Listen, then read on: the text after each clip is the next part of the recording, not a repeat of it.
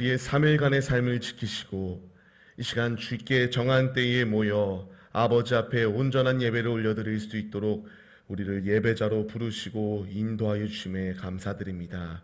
하나님, 부름받은 이 자리 가운데에서 우리 앞에 아무리 패역한 세대의 공격과 사단의 공격이 자꾸만 내 앞에 다가온다 할지라도 그 공격 가운데 무너져 아버지의 마음을 아프시게 해드리는 것이 아니라 아무리 강력한 음부의 권세 가운데서도 예수 그리스도를 힘입어 힘차게 승리하기로 결단하오니 이 믿음대로 우리에게 이 세상을 따라 살지 아니할 수 있는 굳건한 믿음, 참 신앙을 우리 모두에게 부어 주시옵소서.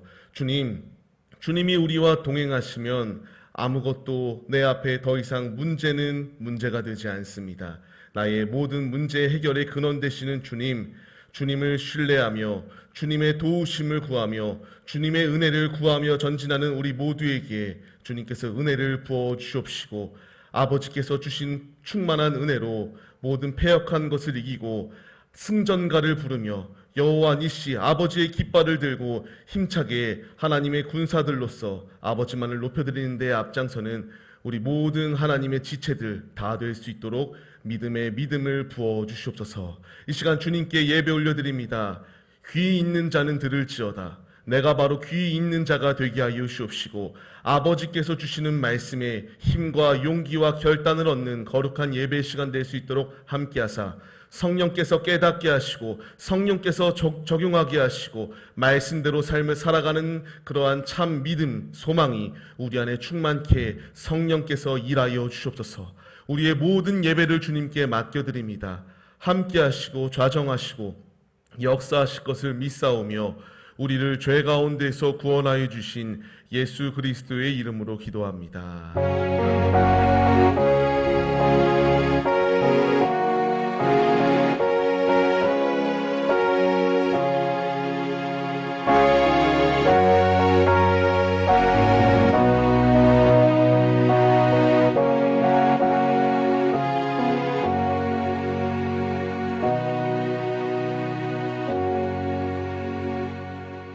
오늘 같이 보실 말씀은 열왕기상 17장 1절로 7절까지의 말씀 같이 보시겠습니다. 같이 보실 말씀은 열왕기상 17장 1절로 7절까지의 말씀입니다.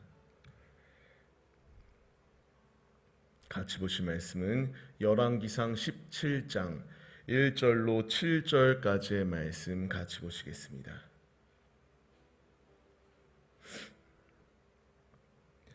열왕기상 17장 1절로 7절까지의 말씀입니다.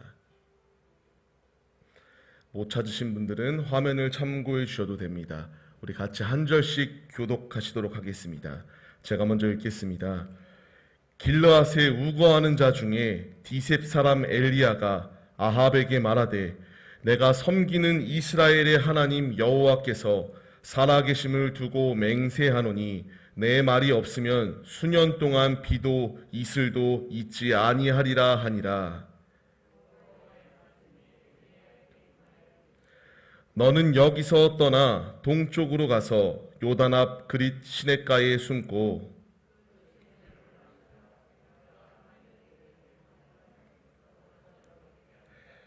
그가 여호와의 말씀과 같이 하여 곧 가서 요단 앞 그릿 시냇가에 머물매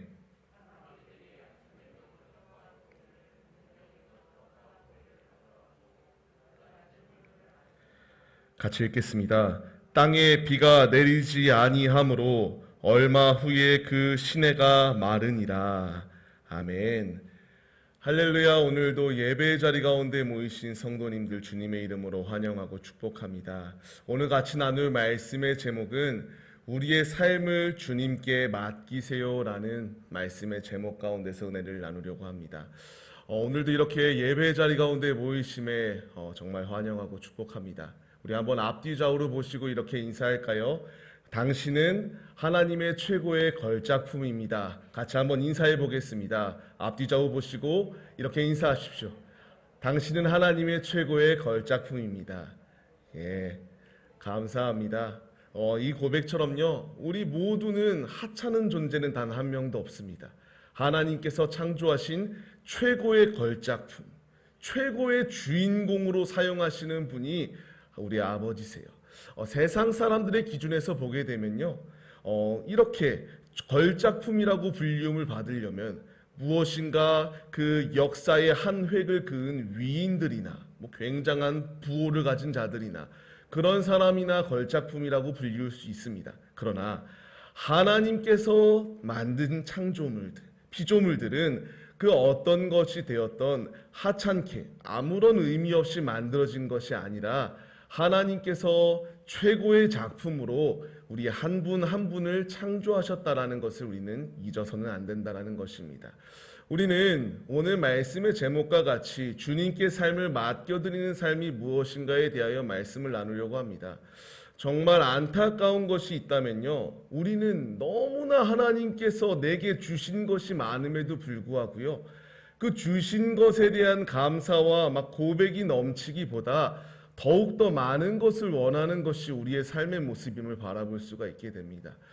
저도 처음에 이렇게 사역을 시작하기 전에 아르바이트도 해보고요, 다양한 것을 해보면서 돈을 법니다. 벌게 되면은 분명히 고등학교 때에 일했던 것보다는 훨씬 많이 받았음에도 불구하고요, 조금만 더 있었으면 좋겠다, 조금만 더 있으면 좋겠다, 계속해서 이 욕심은 끝이 없다라는 것을 발견하게 됩니다. 근데 이 모습이 우리 안에만 있는 게 아닙니다. 우리 모든 이들에게 있죠. 이 모습 가운데서요, 내게 만족함이 있기보다는 더욱더 많은 것을 원하는 것이 인간의 자연스러운 모습인데, 우리는 그 가운데에서 상대적으로 이제 박탈감들을 느끼게 되는 것을 보게 됩니다. 통계 조사도 있지 않습니까?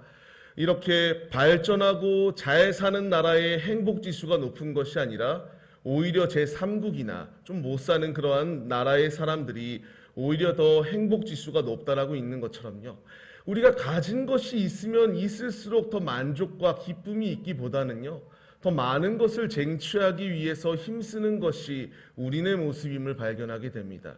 이것이 믿지 아니하는 자들 가운데만 있으면 상관이 없어요. 근데 믿는 자들도 별반 다를 바가 없다라는 것이 우리의 모습입니다. 근데 중요한 것은요, 하나님께서는 내가 건강이 있고 건강이 없고, 내가 물질이 있고 물질이 없고 그런 것을 중요하게 여기지 않습니다. 하나님이 원하시는 것은 하나님을 향한 믿음의 모습, 하나님만을 온전히 따르는 모습, 그 믿음의 모습만 있으면 된다라는 것을 분명히 우리에게 말씀하신다라는 것입니다. 제가 상담을 하다 보면요, 안타까운 이야기들을 하는 것을 너무나 많이 보게 돼요. 나는 정말 인생에 쓸모가 없다라는 얘기도 하고요, 이른 아이까지 살아서 무엇하냐라는 얘기도 듣습니다. 또 한 충격적인 소리를 들었던 것은요, 공부를 못하는 것이 죄라고 했던 사람의 소리도 듣게 됩니다. 저는 이해가 가지 않습니다. 왜 공부를 못하는 게 죄인가요? 하나님께서는 각자에게 맞는 달란트를 주셨습니다. 누구나 1등이 있다면 등수라는 것이 존재할 필요가 없습니다. 모두가 다 1등이고 꼴찌가 없으면은 그것은 등수를 매기는 의미가 없죠. 중요한 것은 뭐냐면요, 하나님께서는 우리 한 사람 한 사람을 아무런 이유 없이, 아무런 쓸모 없이 만든 존재가 아니라 하나님의 사명을 감당하는 귀한 달란트들을 각자에게 주셨다라는 것입니다. 저도 여기에 서 있지만요, 제가 공부를 잘한다, 뭘 잘한다, 이런 거 아닙니다. 지금 이 자리 가운데 성도님들 한 분 한 분도요, 누군가는 공부를 잘하시는 분들도 있고요, 누군가는 또 다른 손재주가 있으신 분들도 있고, 목소리로 하나님을 찬양하는 데 있어서 귀히 쓰임 받으시는 분들도 계시고, 다양하다라는 것입니다. 내가 무엇인가 못한다라고 해서 죄와 저주를 받은 것이 아니라 하나님께서는 그 사람에게 하나님께 영광 돌리기 위한 그 분명한 목적 하에 필요한 달란트를 주시고, 그 달란트대로 그 달란트를 개발하여 하나님의 영광을 나타내는 데에 쓰이는 도구로 우리를 세워주셨다라는 것입니다. 우리가 오늘 이 엘리야라는 인물을 통하여 그 분명한 사실을 같이 보려고 합니다. 엘리야라는 이 인물을 통해서 하나님께서 엘리야를 이렇게 귀히 사용하셨지, 그래, 그러면 이 말씀을 받는 우리들에게는 어떤 은혜를 주시려고 주님이 이 말씀을 우리에게 주셨는가, 같이 말씀 속에서 은혜를 나눠보도록 하겠습니다. 우리가 알고 있는 엘리야, 이 엘리야라는 인물 자체는 굉장히 귀하게 쓰임받은 최고의 선지자, 뭐 최고라는 표현을 쓰면 안 되지만 귀히 쓰임받은 선지자 중에서 이렇게 죽지 아니하고 그렇게 놀라운 축복을 받을 정도로 하나님께 귀히 쓰임받았던 자입니다. 하나님께 귀히 쓰임받았던 이 엘리야, 그의 생애를 보게 되면요, 그렇게 귀히 쓰임받을 만한 삶의 이유가 없다라는 것을 발견할 수가 있게 됩니다. 귀하게 쓰임 받았죠. 귀히 쓰임 받았는데요, 그 사람 자체가 최고의 학문을 배웠던 자도 아니고요, 최고의 문화를 누렸던 자도 아니었음을 성경에서 잘 나오게 됩니다. 오늘 본문 말씀 1절 말씀을 보게 되면은 디셉 사람이라는 것이 나오게 됩니다. 지금 이 아합, 자신의 그 수도 가운데에서 바알신을 섬기는 그와 이 디셉 지역 가운데 놓여 있었던 엘리야와의 영적 전투가 발발하게 되었다. 1차 전투가 시작되었다라는 것을 분명하게 보여주고 있습니다. 우리가 알아야 될 것이 있는데요, 이 디셉 지역은요, 길르한 야베스 동쪽 약 8km 정도의 위치에 있지 아니할까라고 하는 학자들의 추측이 있습니다. 이 디셉이라고 하는 지역 위치가 정확히 어딘지는 알 수가 없어요. 근데 중요한 것은 뭐냐? 지금 자신과 대립해야 될 아합은 수도 가운데에서 모든 것을 누리고 있는 자였습니다. 그러나 이 엘리야라고 하는 인물 자체는 많은 것을 누리는 중심의 위치에 있었던 자가 아니라 변두리에 있었던, 위치에 있었던 사람이 엘리야의 모습이었다라는 것을 분명하게 말해준다라는 것입니다. 엘리야의 이름의 뜻은 여기 나오는 것처럼요, 나의 하나님은 여호와이시다라는 뜻을 가지고 있습니다. 바알은 우리가 아는 것처럼 농경사회에 비를 뿌리는 그러한 신이었습니다. 풍요롭게 할 수 있는 신이다라고 믿고 있었던 그 당시의 사람들의 모습을 발견할 수가 있게 됩니다. 엘리야의 이름의 뜻은 하나님은 나의 여호와이시다라는 뜻입니다. 지금 이 세상의 주관자가 누구인지 영적 치열한 전투가 벌어졌다라는 것입니다. 비를 내려야지만이 농사를 지을 수 있고 그 농사를 지어야지만이 생계를 이렇게 살아갈 수가 있는 그 시대상 가운데에서 진정으로 비를 내리시는 참 신이 누구인가 붙어보자, 겨뤄보자 라고 하는 이 전쟁이 발발했다라는 것입니다. 이 전쟁 가운데에서 바알은, 지금 이 아합 왕은 바알이 자신의 참신이라고 믿었습니다. 그렇기 때문에 하나님의 존재는 인정치 아니하였고요, 비를 내리는 것이 아합이기 때문에, 아합이 아니라 바알이었기 때문에 내 모든 삶을 바알에게 내어주며 바알을 숭배하는 모습을 보여주게 됩니다. 근데 재미있는 것이 무엇이냐면요, 이 열왕기상 17장을 시작으로 열왕기하 9장에 이르는 그 순간까지 하나님과 이 우상 숭배하는 바알과의 전투가 시작되게 됩니다. 하나님께서는요, 이렇게 우상 숭배하는 자들을 군대를 사용하시고 즉각 무엇인가 엄청난 것을 그들에게 징계하시고 벌을 내리고 불을 내리셨던 것이 아니라 두 사람을 사용하셨다라는 것을 말씀해 주고 계세요. 그 두 사람은 우리가 아는 것처럼 엘리야라고 하는 인물과 엘리사라는 인물을 통하여 지금 자신을 믿지 아니하고 하나님을 부정하는 그들을 심판하시는 도구로 엘리야와 엘리사를 사용하셨다라는 것을 분명히 말씀하십니다. 우리는 여기서 알아야 될 것이 무엇이냐면요, 하나님께서 사용하시는 사람은 최고의 사람들만을 사용하시지 않는다라는 것을 우리가 알아야 된다라는 것입니다. 지금 디셉 그 지방이었습니다. 그 중심가에 있었던 것이 아니라 어찌 보면은 변두리 지역 가운데 있었던 그들, 하나님께서는 하나님을 대적하는 자들을, 최고의 엘리트 군사들을 우르르 모아서 그 하나님을 부정하는 자들을 멸절하셨던 것이 아니라 하나님을 사모하는 자들을 사용하셨다라는 것이 중요한 핵심 포인트입니다. 우리는 이 말씀에 반응해야 된다는 것입니다. 하나님께 쓰임받기 위해서는 우리가 무슨 학식이 많아야 되고 돈이 많아야 되고 건강이 많아야만 쓰임을 받는 것이 아니라 이 말씀에 나오는 사람들처럼 하나님을 사모하는 마음, 하나님께 내 삶을 맡겨드리는 그 믿음의 모습이 있기만 하면은 엘리야를 귀히 사용하셨던 하나님의 뜻이 있었던 것처럼 우리를 귀히 사용하시는 주님의 축복이 있다라는 것을 분명히 말씀하신다라는 것입니다. 말씀을 받는 우리들, 이 말씀에 반응하시기를 바랍니다.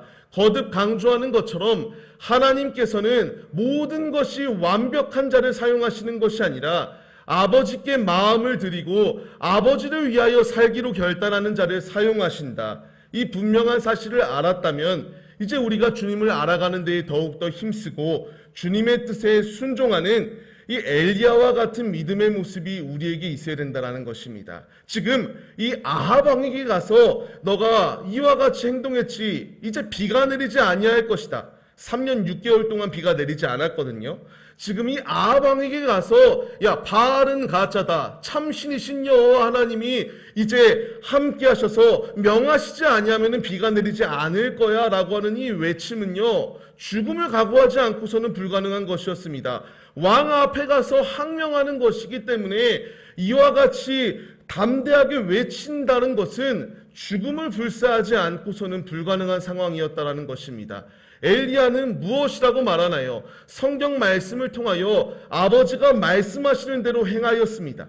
가라고 했으니까 갔고요. 하나님께서 그리 시냇가로 피하라고 하였을 때에 그 말에 순종하였을 때에 그의 삶 가운데서 구원함을 얻는 축복이 엘리야에게 임하였다라는 것을 분명히 말씀하십니다. 우리는 이 말씀에 반응해야 됩니다. 지금도 무수히 많은 사단의 공격이 하나님을 부정하라고 우리에게 외치고 있거든요. 지금 우리는 이 엘리야의 모습에 도전을 받아서 참신이신 분이 하나님이시다, 살아계신 참 우리의 왕은 예수님이시다라는 것을 알았다면은 이 엘리야와 같이 타협하지 아니하는 신앙, 내가 굴복하고 믿지 아니하는 자들 앞에서 신앙생활을 하는 것, 하나님을 믿는 것, 예수님을 믿는 것을 부끄러워하는 것이 아니라 아무리 세상이 나를 무시하고 나를 절망스러운 순간 가운데 놓이게 한다 할지라도 담대하게 엘리야가 그 하나님의 이름을 힘입어 너희가 믿지 아니할 때에 비가 내리지 않을 것이다라고 외쳤던 그 고백과 같이 우리도 타협하지 아니하는 믿음으로 세상아 덤벼라, 나는 아무리 너희가 나를 공격해도 만군의 여호와 하나님이 계시기 때문에 두려워하지 않고 힘차게 주님을 의지하며 전진한다 라는 그 고백을 가지고 신앙생활하고 타협 없는 온전한 믿음으로 서는 그 믿음이 우리에게 있어야 된다는 것을 말씀하십니다. 주님께 이렇게 삶을 드렸던 엘리야의 모습입니다. 비가 내리지 아니할 것이다라고 고백하게 하셨던 하나님이십니다. 그의 삶 가운데서 이렇게 하나님께 모험을 걸고 아버지의 말씀에 순종할 때에 그의 삶을 어떻게 인도하셨는가에 우리가 도전을 받아야 됩니다. 하나님께서는 아셨습니다. 3절 말씀과 같이 그렇기 때문에 죽음의 순간 가운데서 엘리야를 피하게 하셨습니다. 이 말에 순종하였기 때문에 엘리야는 살았다라는 것입니다. 이것으로 끝이 아닙니다. 피하게 하셨던 하나님께서 하셨던 사역은 4절 말씀과 같이 까마귀를 통해서 먹이게 하시는 주님의 은혜가 엘리야에게 있었다라는 것을 분명히 말씀하신다라는 것입니다. 예, 우리의 삶도 이렇다니까요. 내 삶 가운데서 하나님께 삶을 맡겨드리고 하나님이 말씀하시는 것대로 삶을 살기로 결단하며 주님께 삶을 내어드리면은 하나님께서 까마귀를 통하여 엘리야를 먹이셨던 것처럼 우리를 먹이신다라는 것을 분명히 말씀하신다라는 것입니다.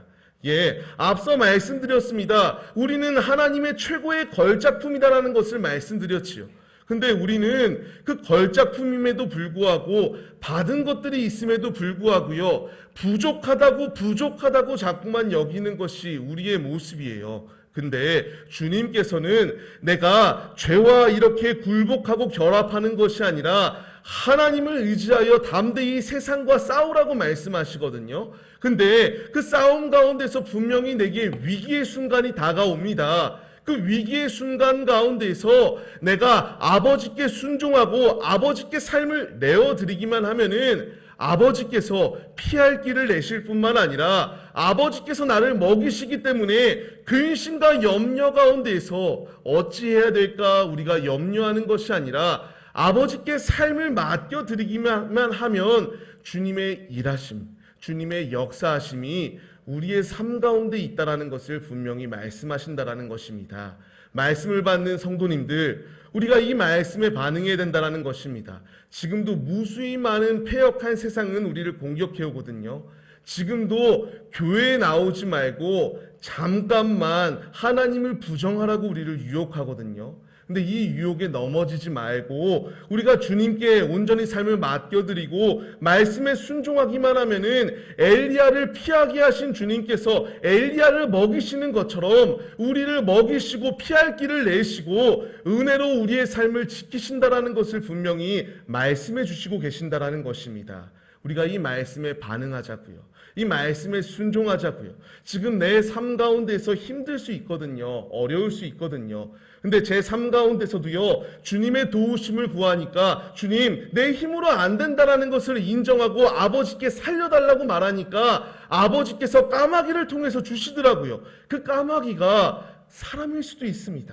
그 까마귀의 역사하심이 지금 까마귀라는 동물을 통해서 새를 통하여 엘리야를 먹였던 것처럼 어떤 것으로 우리의 삶 가운데서 역사하실지 몰라요. 근데 중요한 것은 하나님은 하나님의 자녀들을 어떻게 해서든 먹이시고 살리시는 은혜를 베푸신다라는 것입니다.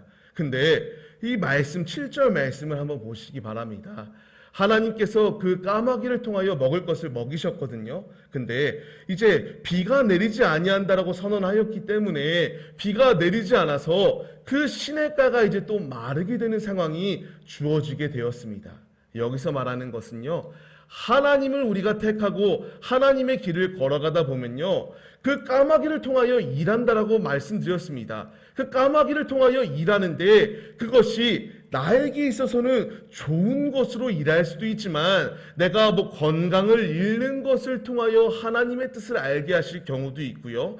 내가 무엇인가 하는 사업이나 하는 일들, 직장 가운데서 내가 잘리는 상황 가운데서 우리 인간적으로 봤을 때는 불행한 순간이다라는 것으로 내 앞에 그 순간이 다가오는 것, 그것을 통해서도 까마귀를 통해서 일하시는 아버지의 뜻이 있다라는 것을 우리는 잊지 말아야 된다라는 것입니다. 내가 무엇인가 일을 할 때에 잘 될 때에는 기뻐하는데요, 내가 어려울 때에는 재수가 없다, 하는 것마다 안 된다, 부정적인 생각이 있는 것이 우리 가운데 분명히 있는데 하나님은 기쁨의 순간, 좋은 것을 통하여서도 우리에게 일하시지만 인간적으로는 그렇게 아픈 순간 가운데서 그것을 통하여서도 일하시는 아버지의 뜻이 있다는 것을 우리가 잊지 말아야 된다는 것입니다. 요한복음 9장 말씀을 보게 되면요, 맹인된 자가 나와요. 3절 말씀을 보게 되면은 제자들이 예수님에게 묻습니다. 예수님, 이 사람은 어떠한 죄를 지었기 때문에, 이 사람은 부모가 어떤 죄를 지었기 때문에 이렇게 눈이 보이지 않는 것입니까? 라고 예수님께 질문합니다. 그때 예수님이 말씀하시죠. 하나님의 하시는 일을 나타내기 위해서 이 자는 이때까지 이렇게 소경된 자로 삶을 살았다라는 것을 말합니다. 우리는 이것을 분명히 알아야 된다는 것입니다. 분명히 잘 되는 상황 가운데서도 축복이지만 안 되는 상황 가운데서도 내게 축복으로 역사하신다는 것을 잊지 말아야 된다는 것이에요. 지금 걸작품으로 창조된 나인데요, 하나님께서는 내 모난 부분을 바로잡기 위해서, 또한 하나님의 뜻을 분명히 나타내기 위해서 다양한 문제들도 내 앞에 주어진다는 것입니다. 저도 얼마 전인 것 같아요, 우리 성도님들에게 간증을 했었습니다. 제가 다쳤었습니다. 19년도에 다쳤었는데요, 그때에 사람들은 말합니다. 야, 넌 다쳤던 것이 기도하지 않아서 다쳤던 것이다 라고 말했던 사람도 있고요, 제가 이 다친 상황을 통해서 이것이 까마귀를 통하여 내게 주신 하나님의 은혜임에도 불구하고 사람은 쉽게 생각해요. 내게 주어진 은혜, 우리 각 성도님들에게 주신 하나님의 은혜가 다 다르지 않습니까? 근데 그 분명한 응답이 있는데요, 사람은 쉽게 생각합니다. 그 은혜가 있음에도 불구하고 너는 부주의했기 때문에 다쳤다, 너는 무엇인가 잘못을 저질렀기 때문에 다쳤다라고 말합니다. 우리는 이 일반화의 오류 가운데 주어지고 있습니다. 근데 분명히 알아야 된다라니까요. 이 요한복음 9장 말씀과 같이 소경된 자는 하나님의 뜻을 나타내기 위하여 그 소경된 자리 가운데 있었다. 하나님께서는 좋은 것으로도 주시지만 이 엘리야의 그리 시냇가로 피하게 하신 주님께서 그 시냇가가 마르게 되는 상황도 주어지게 하셨다라는 것입니다. 중요한 것은 무엇입니까? 하나님은 하나님의 자녀를 그냥 죽음의 자리 가운데 두시지 않았습니다. 그 이후에 이제 과부의 집에 가서 또 생명을 연장할 수 있는 축복을 허락하셨다. 중요한 것은요, 내 앞에 힘든 순간이 있을 수 있습니다. 남들은 이해하지 못하는 순간 가운데에서 있을 수 있어요. 그 가운데에서 내가 부정적인 생각, 나는 안 된다라고 하는 그 저주스러운 생각으로 꽉 차 있는 것이 아니라 그 생각을 주는 주체가 누구인지 분명히 알아야 된다라는 거예요. 그 생각을 주는 주체, 하나님과의 그 내 마음의 신앙생활하는 것을 자꾸만 떨어지게 하는 것, 사단의 생각이라는 것입니다. 내 앞에 어려운 순간 분명히 있을 수 있어요. 제가 다쳐서 지금 손가락 하나를 못 씁니다. 남들은 내가 예수의 흔적이라고 말해도 비웃어요. 웃는 사람도 있더라고요. 근데 저는 분명히 그 순간 가운데서 까마귀를 통하여 일하시는 하나님의 은혜를 경험하게 됩니다. 제가 지금도 어깨를 다쳐서 팔굽혀펴기조차도 하지 못합니다. 무릎을 다쳐서 오랜 시간 무릎도 꿇지 못해요. 남들이 봤을 때는 야, 목회자인데 이렇게 하나님이 귀에 쓰지 않네라고 얘기하는 사람도 있을 수 있습니다. 근데 분명한 것은요, 하나님께 살려달라고 기도하였을 때에, 하나님의 도우심을 구하였을 때에 제가 이 다치는 상황 가운데서 그 보험금을 통해서 제가 이것을 메꾸지 아니하면은 파산 신청해야 될 상황이었거든요. 완전히 무너질 수 있는 절박한 상황 가운데서, 그 절박한 순간 가운데서 주님께서는 부르짖어 기도하라고 말씀하시지 않았습니까?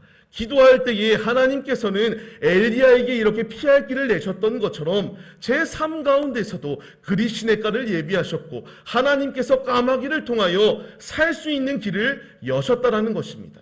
이거 제가 말씀드리는 이유는 제가 받은 은혜를 그냥 단순하게 얘기하려는 것이 아닙니다. 우리 성도님들의 한 분 한 분의 삶 가운데서도요, 지금 다양한 문제가 있다니까요. 남에게 말할 수 있는 그러한 고충도 있지만 말하지 못할 부끄러운 일들, 말하지 못하고 해결받아야 될 문제가 놓여 있는데, 그 문제의 해결의 분명한 길은 내 스스로 무엇인가 문제를 해결하려고 하는 것이 아니라 아버지께 맡기고 아버지께 기도하기만 하면은 엘리야를 사용하셨던 하나님께서 우리를 사용하시고 우리를 그리 시냇가로 피하게 하시고요, 우리에게 까마귀를 통하여 먹을 것을 주시고 살게 하시고 내 삶을 통하여 하나님의 살아계심을 나타내게 하시는 놀라운 일하심이 우리의 삶 가운데 있다라는 것을 말씀하시고 있다라는 것입니다. 말씀을 받는 성도님들, 그렇기 때문에 우리는 자존감 없는 모습, 내가 남들과 비교해서 남들은 하나님께서 귀히 축복하셔서 이렇게 집을 사게 되고 이렇게 자식들이 하는 것마다 잘 풀리게 되고, 물론 그것도 기쁜 축복일 수가 있습니다. 근데 그것은 진정한 축복이 아니에요. 진정한 축복은 내가 예수 믿고 구원받았다는 것이 축복이다라는 것입니다. 세상 사람들의 기준으로, 우리가 세상의 기준으로 우리 믿는 자들도 자꾸 판단하고 그 잣대로 무엇인가 상대방을 정죄하는 모습이 아니라 그 일하심 가운데서 내가 암이 걸려도, 내가 무엇인가 아픈 것이 있어도, 내가 장애를 입어도, 내가 남들보다 하자가 있는 모습이 있다 할지라도 그 모습을 통해서 일하시고자 하는 하나님의 분명한 뜻이 있다라는 것을 우리가 잊지 말기를 간절히 소망합니다. 주님은 우리의 삶 한 분 한 분의 삶을 통하여 일하시고 싶으신 주님의 분명한 뜻이 있습니다. 우리는 하나님의 걸작품입니다. 엘리야가 주님께 삶을 맡겨드렸을 때에 그를 사용하셨던 것처럼 우리도 주님께 삶을 맡겨드리고 내어드려서 주님이 주시는 힘으로 승리하시는 우리 모든 하나님의 거룩한 지체들이 우리 모두의 모습이 되시기를 주의 이름으로 축원합니다. 우리가 사무엘상 이 말씀을, 사무엘하 22장 말씀을 보면요, 이와 같이 나와요. 여호와는 나의 반석입니다. 요새이십니다. 나를 건지시는 이이십니다. 그리고 나의 반석의 하나님이십니다. 나의 방패이십니다. 나의 구원의 뿌리시고요. 나의 구원자이시고 나의 모든 폭력 가운데서 구원하여 주시는 분이 세상 사람과 세상의 것이 아니라 하나님이라고 하는 이 거룩한 고백이 있습니다. 우리를 살릴 것은 세상이 아닙니다. 이 세상의 폭력, 사단의 공격해오는 맹렬한 공격 가운데서 주님께 삶을 맡겨드리십시오. 주님께 온전히 모든 것 맡겨드리고 기도하시고 주님의 은혜를 구하십시오. 주님의 은혜를 구할 때에 주님은 그냥 우리를 방치하시는 것이 아니라 엘리야가 이와 같이 아버지의 말씀을 전하라는 말에 순종하고 전하였을 때에 죽는 상황 가운데서 그를 건지시고 먹이셨던 것처럼 우리를 죽음의 자리 가운데서 건지시고 먹이십니다. 우리가 해야 될 것은 말씀에 순종하여 가는 곳곳마다 죄에 굴복하는 것이 아니라 하나님의 말씀으로 무장해 나아가야 되고요. 그 말씀을 의지하며 주님께 삶을 내어드릴 때에 살 길을 여신다. 이 분명한 사실 잊지 마시고 주님께 온전히 삶을 내어드리는 데 앞장서시는 믿음의 예배자들의 모습이 우리 모두의 모습이 되시기를 간절히 축원합니다. 말씀을 맺겠습니다. 우리는 하나님께 부름받은 자들입니다. 우리가 주님께 사용되기 위해서는 내가 학식을 많이 가져서도 아니고 많은 건강을 가져서도 아니고 물질을 가져서야만이 쓰임을 받는 것도 아닙니다. 우리 모두는 걸작품이라고 했습니다. 각자에게 맞는 달란트들이 있습니다. 그 달란트들을 개발하지 아니하고 썩히지 마십시오. 그 달란트를 썩혔을 때에는 주님께 책망받습니다. 그러나 그 달란트를 우리가 10배, 20배, 100배 무한대로 개발하여 그것을 우리가 잘 활용하였을 때에 하나님께서 주님께서 우리에게 말씀하십니다. 잘했다. 충성된 종이라고 우리를 일컬어 주시며 주님이 우리에게 더욱더 갑절의 축복으로 함께 하십니다. 이 놀라운 축복 받기 위해서는 주님이 말씀하시는 대로 주님께 삶을 맡겨드릴 때에 이 놀라운 역사가 있다는 사실 기억하시며 엘리야처럼 이렇게 우리가 힘을 얻을 것, 때로는 소외된 자의 모습, 때로는 부족한 자의 모습, 때로는 외칠 만한 것이 아무것도 없는 내 모습과 같으나 내가 자랑할 것은 예수입니다. 내가 높여드려야 될 것도 예수입니다. 예수님이 나를 살리시고 그 놀라운 구원의 선물을 내게 주셨습니다. 그 놀라운 선물 의지하시고 가지시고 누리시고 이제 믿지 아니하는 자들에게 담대히 주의 복음을 전하시며 주님의 길을 걸어가십시오. 주님과 동행할 때에 주님께서는 우리를 까마귀를 통하여 먹이시고 살리시는 놀라운 축복이 내 삶 가운데 있다라는 사실 기억하시며 오늘도 내일도 그리고 주님 나아가는 그 순간까지 주님께 온전히 모든 것 맡겨드리고 내 스스로의 힘으로 하려는 것이 아니라 주님께 맡길 때에 역사하심이 있다는 사실 기억하시며 주님께 온전히 모든 것 내어드리는 참 신앙인들의 모습이 우리 모두의 모습이 되시기를 주의 이름으로 간절히 축원합니다. 기도하시겠습니다.